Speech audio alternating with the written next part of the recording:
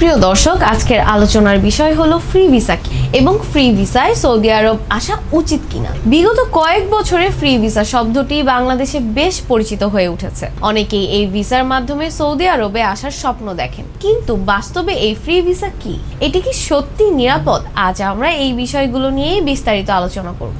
প্রথমেই প্রশ্ন আসে, ফ্রি ভিসা কি? সৌদি আরবে ফ্রি ভিসা বলে কোনো সরকারি ব্যবস্থা নেই।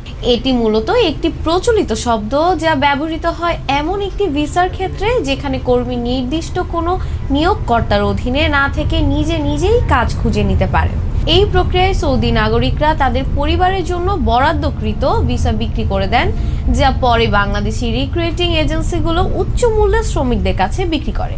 ফ্রি ভিসা মূলত একটি ভয়াবহ ফাঁদ। অনেকেই মনে করেন ফ্রি ভিসা নিয়ে সৌদি আরবে গেলে স্বাধীনভাবে কাজ করতে পারবে, কিন্তু বাস্তবে দেখা যায় এই ভিসায় আসা কর্মীদের নির্দিষ্ট কোনো কাজে নিশ্চয়তা থাকে না। তাদেরকে নিজেদেরই কাজ খুঁজে নিতে হয়, যা প্রায়ই কঠিন হয়ে দাঁড়ায়। ফলে তারা অনিশ্চিত ভবিষ্যতের মুখোমুখি হন। একটি ব্যক্তিগত অভিজ্ঞতার কথা জানা যায়। মুন্সিগঞ্জের তুহিন ফ্রি ভিসা নিয়ে সৌদি আরবে মালি হিসেবে কাজ করতে গিয়েছিলেন, কিন্তু সেখানে পৌঁছে তিনি বুঝতে পারেন কাজ পাওয়াও কতটা কঠিন। স্বল্প আয়ের মধ্যে থাকা খাওয়ার খরচ মেটানো তার জন্য কঠিন হয়ে পড়ে। অবশেষে পুলিশের হাতে আটক হয়ে তাকে দেশে ফিরতে হয়। পুরো পৃথিবীর মতোই সৌদি আরবেও কোভিড-19 মহামারীর ব্যাপক প্রভাব পড়েছিল। মহামারীর কারণে সৌদি আরবে কাজের সুযোগ কমে গেছে, ফলে ফ্রি ভিসা নিয়ে আসা কর্মীরা আরো বেশি সমস্যার সম্মুখীন হচ্ছে। তাদের দৈনন্দিন প্রয়োজন ও খাওয়া দাওয়ার খরচ মেটাতেই হিমশিম খেতে হচ্ছে।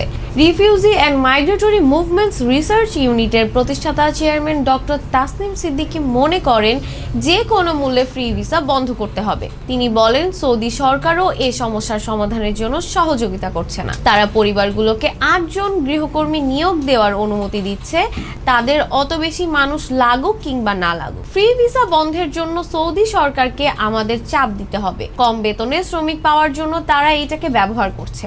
Bangladesh association of international recruiting এজেন্সির মহাসচিব শামীম আহমেদ চৌধুরী বলেন, সম্প্রতি সৌদি আরব থেকে যারা ফেরত এসেছেন তাদের বেশিরভাগই ফ্রি ভিসায় সেখানে গিয়েছিলেন। কোভিড-19 পরিস্থিতির কারণে সেখানে তাদের কোনো কাজ ছিল না, আবার ওয়ার্ক পারমিট নবায়নের টাকাও ছিল না তাদের। সে কারণে তাদেরকে বাংলাদেশে ফিরে আসতে হয়েছে। সৌদি আরবের ভিসা নীতিতে সাম্প্রতিক কিছু পরিবর্তন এসেছে। সৌদি আরব সম্প্রতি 14টি দেশের মাল্টিপল এন্ট্রি ভিসা স্থগিত করেছে, যার মধ্যে বাংলাদেশও রয়েছে। এই পরিবর্তনের উদ্দেশ্য হলো দীর্ঘমেয়াদী ভিজিট ভিসা প্রাপ্ত অনুমোদিত হজ যাত্রীদের সমস্যা মোকাবেলা করা।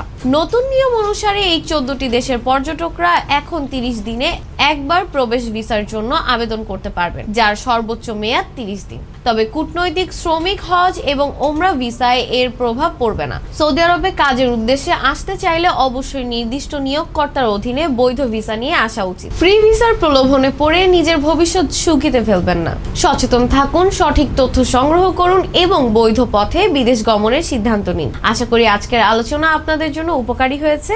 নিজে সচেতন হন এবং অন্যকেও সচেতন করুন। বিদেশ গমনের আগে সঠিক তথ্য জেনে নিন এবং নিরাপদে থাকুন। ভিডিওটি দেখার জন্য ধন্যবাদ। এমন আরো তথ্যমূলক ভিডিও দেখার জন্য লাইক, শেয়ার ও সাবস্ক্রাইব করে আমাদের সাথেই থাকুন।